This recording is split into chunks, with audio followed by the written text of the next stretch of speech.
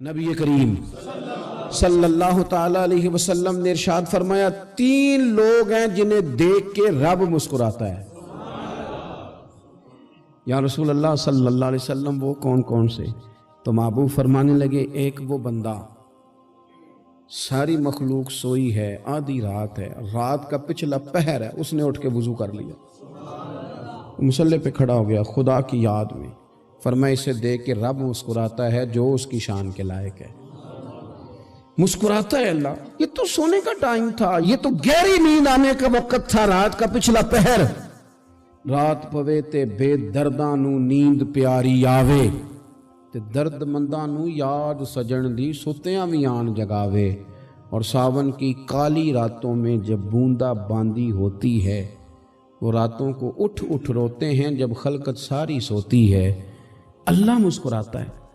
اور سننا میرے بھائی، میرے نبی پاک صلی اللہ تعالی علیہ وسلم فرماتے ہیں جب مسلمان نماز کے لیے صفیں بناتے ہیں نا، ترتیب لگ رہی ہوتی ہے، اب اللہ کی بارگاہ میں کھڑے ہوں گے، قیام کریں گے، رکوع کریں گے، سجود کریں گے، فرمایا جب مومن صفیں بناتے ہیں تو رب دیکھ کے مسکراتا ہے، مسکراتا ہے۔ کمال ہو گئے عروج بندگی کا، جب بندے کو دیکھ کے رب مسکرائے، خدا بندے سے خود پوچھے بتا تیری رضا کیا ہے، مسکراتا ہے۔ اور میرے نبی پاک علیہ السلام فرماتے ہیں جب مجاہد جہاد کے لیے صفیں سیدھی کرتے ہیں، آج تو یہ رب کے نام پہ مرنے ہی آ گئے، یہ صفوں میں کھڑے ہوں گے، ترتیب سے لڑیں گے، ترتیب سے گلا کاٹیں گے کافروں کا یا شہادت لیں گے۔ فرمایا جب جہاد کے لوگ صفیں بناتے ہیں تو رب انہیں دیکھ کے مسکراتا ہے۔ کتنے نصیبوں والا وہ بندہ ہے جسے دیکھ کے مسکرا دیا۔ او یار کبھی تیرا بیٹا تیرے سامنے مسکرائے نا چھوٹا تو تیرا دل باغ باغ ہو جاتا ہے۔ تیری ماں بیمار کسی ایک دن صحیح طرح ہنس پڑے تو طبیعت خوش ہو جاتی۔ مجھے بتاؤ نا جس کا رب بھی اسے دیکھ کے ہنس پڑے، جو اس کی شان کے لائق ہے، کیا اس بندے کے نصیبیں ہیں، کیا اس کے مقدر ہیں۔ آپ اس مقام پر اپنے آپ کو لائیں۔ اب دیکھیں نا یہ حدیث ہم نے سن لی، اب ہم نے نا اس طرح صفحے نہیں بنانے جس طرح ساری دنیا، اب ذرا صفحے بھی شوق سے بنائیں گے، اب ذرا تھوڑا سا شوق پیدا کریں گے، بھئی یہ تو میں وہ کام کرنے لگا ہوں جسے دیکھ کے رب مسکراتا ہے۔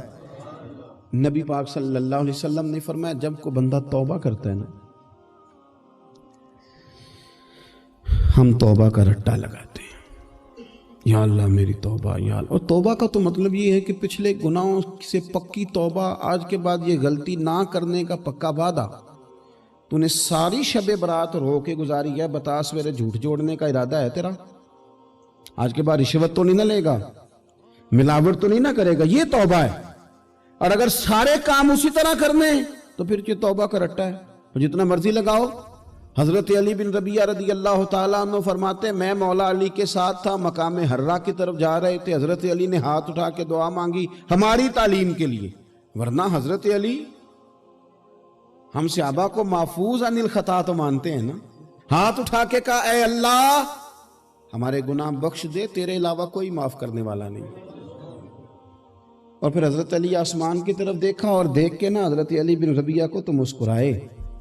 حضرت علی بن ربیعہ کہنے لگے حضور مسکرائے کیوں ہو؟ فرمانے لگے ایک دن میں حضور کے ساتھ اسی طرح آیا تھا، اسی طرح حضور نے دعا فرمائی تھی ہماری تعلیم کے لیے، اور پھر حضور مجھے دیکھ کے مسکرائے تھے اور فرمایا جب کوئی بندہ رب کی بارگاہ میں اس طرح استغفار کرتا ہے تو رب مسکراتا ہے، اور مسکرا کے فرماتا دیکھ لو میرے بندوں کو پتا ہے کہ میرے علاوہ معاف کرنے والا کوئی نہیں، انہیں پتا ہے، تم اس کی بارگاہ میں رجوع تو لاؤ، آؤ تو صحیح دو آنسو لے کر۔ اقبال کہتے ہیں کہ موتی سمجھ کے شان کریمی نے چن لیا، قطرے دو گرے میرے ار کے انفال کے، دو میں نے آنسو بہائے تھے تو اس کے کرم نے تو موتی سمجھ کے چن لیا۔ سنو نا حضور اس استغفار کو، اللہ کو یار رات کو توبہ کر کے سونا چاہیے ہمیں۔ کچھ غلطیاں ہم کرنا نہیں چاہتے پر ہم سے ہو جاتی ہیں، کچھ دل ہم توڑنا نہیں چاہتے پر وہ ٹوٹ جاتے ہیں، ہماری مجبوری ہوتی ہے ٹوٹ جاتے ہیں۔ رات کو اس کی بارگاہ میں ہاتھ باندھ کے کشکول طلب دراز کر کے خوب استغفار پڑھنا چاہیے کہ مالک بندے ہیں نا کیا کریں، نفس کا ساتھ ہے، دنیا کا ساتھ ہے، خواہشات نفسانیہ، مالک معاف کر دے، درد سے توبہ، رسم نہ ہو، کہانی نہ ہو، लफ्ज ना हो, जुमले ना हो, और जनाब ऐसे लोगों के बीच बड़े हाथ बांध के और बड़ा कोई जरूरत नहीं। आप अकेले अपनी चारपाई पे बिस्तर के अंदर मुंह दे के भी दर्द से कहेंगे ना माफ कर दे, तो वो तो मेहरबानी बड़ा है। मेरे नबी पाक सल्लल्लाहु अलैहि वसल्लम मिसाल देते हैं, फरमाया एक आदमी सहरा में जा रहा, सहाबा से हुजूर खिताब कर रहे हैं, फरमाया एक आदमी सहरा में जा रहा था, उसने अपनी ऊँटनी पे खाना पानी पैसे हर चीज़ रखी हुई थी। सहरा था बहुत बड़ा, दरमियान सहरा के गया तो थोड़ा सा सस्ताने के लिए, आराम करने के लिए ऊँटनी से नीचे उतरा। अब उसने ऊँटनी की लगाम, ऊँटनी की नकेल अपने सरहाने के नीचे रखी, हाथ के साथ पकड़ी और सो गया। थोड़ी ही देर के बाद जब उसकी आंख खुली तो देखा ऊँटनी गायब है। सहरा में वो पैदल ना आगे जा सकता है, ना पीछे जा सकता है, ना दाएं ना बाएं, खाने को रोटी नहीं, पीने को पानी का कतरा नहीं, थोड़ा इधर भागा उधर भागा, थक गया। करीम महबूब फरमाते हैं वो पूरी तरह निढाल हो गया और मायूस हो गया, माअज़ल्लाह। मायूस होके दोबारा उसी जगह आके लेट गया जहां पहले लेटा था, इंतजार करने लगा कि अब मौत ही आएगी, आखिरी वक्त है, अब ना मैं पैदल ये सहरा क्रॉस कर सकता हूं, ना पीछे जा सकता हूं, ना खाना है ना पानी है, सिवाय मौत के कोई सहारा नहीं। हुजूर फरमाते हैं वो रास्ते में दोबारा लेट गया। अचानक उसने रुख बदला तो ऊँटनी सामने खड़ी थी। हुजूर ने सहाबा से पूछा बताओ ना उसे भला कितनी को खुशी होगी।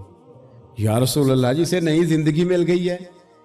आप देखें ना, सारे डॉक्टरों ने कह दिया कि इसके तो गुर्दे मैदा जिगर हर चीज खत्म है, घर ले जाओ खिदमत करो, हर तरफ परेशानी है। वो बंदा भी समझ गया है कि आखिरी वक्त आ गया, कल जाऊं परसों जाऊं, तैयारी हो गई, सब लोग आ गए, बाहर वाले भी आ गए, ये माहौल एक अजीब रंग इख्तियार कर गया। अचानक एक डॉक्टर ने आके कहा नहीं नहीं गलती लग गई थी।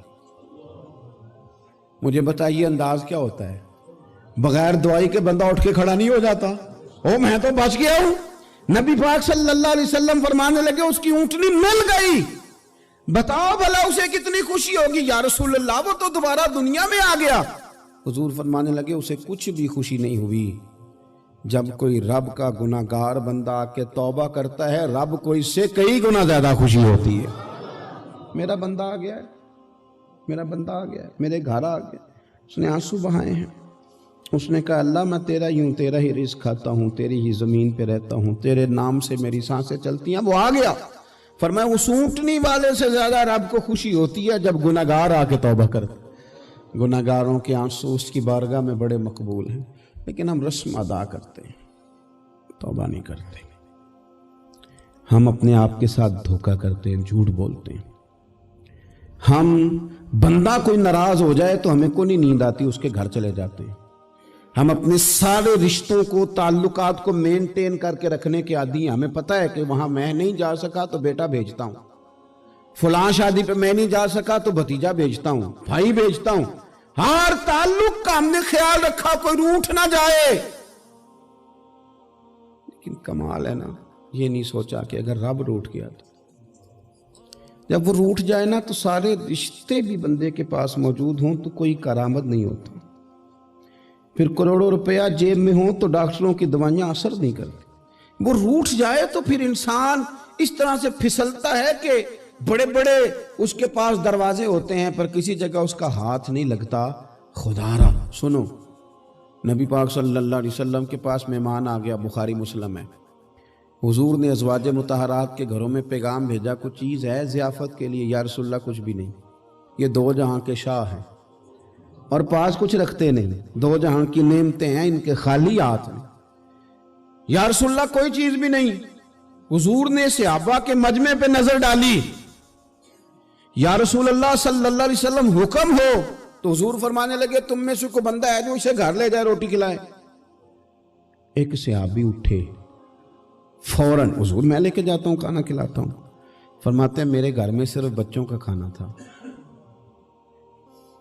ये नहीं कि फ्रीजर भरा हुआ है नेमतों से, सिर्फ बच्चों का खाना। ये नहीं कि किसी को देख के अपनी हंडिया पे बर्तन दे लिया, सिर्फ बच्चों का खाना। कहते हैं घर गया, बीवी से कहा क्या कैफियत है? कहने लगी बच्चों की रोटी है। मैंने कहा बच्चे सुला दे, सुबह नाश्ता कर लेंगे। تو کہنے لگی آپ کیا کھائیں گے؟ تو میں نے کہا نہ میں کھاؤں گا نہ تو کھائے گی، مہمان جو نبی پاک کا ہے۔ کہا اچھا، اب ذرا تجویز دیکھو میاں بیوی کی سوجھی آپس میں۔ کہتے ہیں کھانا لگا دینا، کیونکہ ایک آدھ بندے کا کھانا ہے۔ اپنی غربتوں کا ہر جگہ اظہار کرنا، رونا رونا، یہ دیکھو غربت کیسے چھپائی جا رہی ہے۔ اس کو کہا نہیں کہ چل تو تھوڑا رحم کھا، تو آیا ہے تو تھوڑا رحم کھا، یہ نہیں کہا اٹھ کے نا تو کھانا رکھنا اور اٹھ کے نا چراغ ٹھیک کرنے کے بہانے بجھا دینا۔ ہم دنیا والوں کے سامنے کیوں اپنے دکھ بیان کریں؟ ہم جو کہیں گے رب رسول کی بارگاہ میں کہیں گے۔ تو نا چراغ ٹھیک کرنے کے بہانے، اہلیہ اٹھی، کھانا دینے کے بعد چراغ ٹھیک کرنے کے بہانے بجھا دیا۔ خامد بھی ہاتھ چلاتے رہے، بیوی کبھی برتن رکھتی کبھی اٹھاتی، پتہ چلے کہ کھانا کھا رہے ہیں، کھانا کھایا جا رہا ہے۔ کہتے ہیں مہمان پیٹ بھر کے کھانا کھا گیا۔ یہ کام ہوا رات کے اندھیرے میں، اس وقت ہوا جب چراغ بھی بند تھا، اس وقت ہوا جب کوئی دیکھنے والا نہیں تھا، کسی پڑوسی کو بھی خبر نہیں تھی۔ فرماتے ہیں صبح کے اجالے میں اس مہمان کو لے کے مسجد نبوی میں نے قدم رکھا تو نبی کریم نے فرمایا رات جو تم نے کام کیا ہے نا، اسے دیکھ کے میرا رب بڑا مسکرایا ہے، اللہ بڑا مسکرایا ہے۔ اللہ تر دامنی پہ شیخ ہماری نہ جائیے، ہم دامن نہ چھوڑ دیں تو فرشتے وضو کریں۔ یہ شان ہے صحابہ کی۔ نبی کریم علیہ السلام نے فرمایا رب رات مسکرایا تیرا یہ انداز دیکھ کے، اور اس نے قرآن نازل کیا وَيُؤْثِرُونَ عَلَىٰ أَنفُسِهِمْ وَلَوْ كَانَ بِهِمْ خَصَاصَةٌ۔ کچھ لوگ وہ ہیں جنہیں بڑی بھی ضرورت ہو تو دوسروں پر اثار کر دیتے ہیں۔